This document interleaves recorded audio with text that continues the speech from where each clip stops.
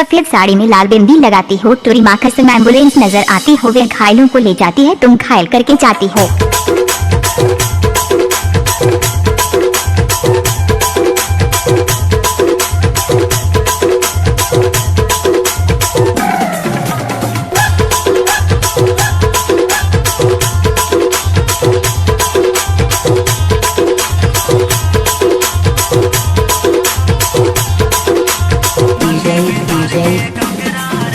कृपया डीजे के सामने से हट जाए और लड़कियां सामने आए। हमारे रोशन यादव भाई नए नए छत्तीसगढ़ी गाना लेकर आए हैं।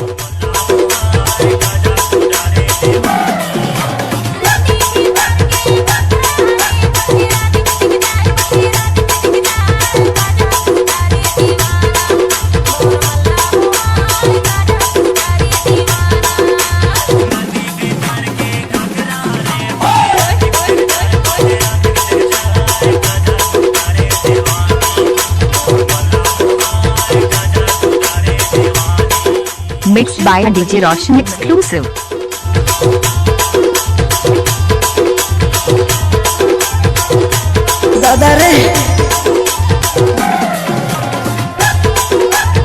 जब तक सूरज चांद रहेगा तब तक YouTube में रोशन भाई का नाम चलता रहेगा। Mixed by DJ Roshan exclusive.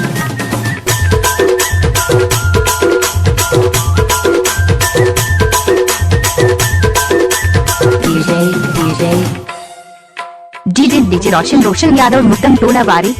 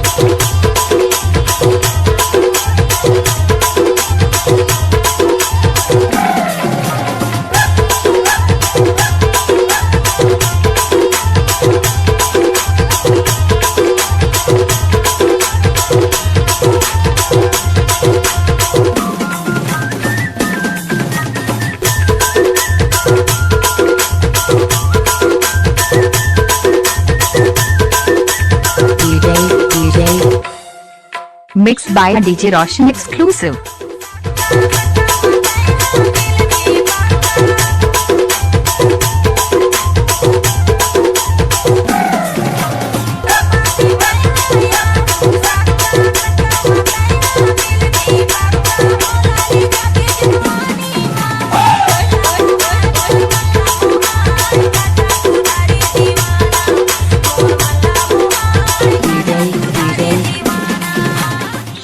Mixed by DJ Roshan Yadav.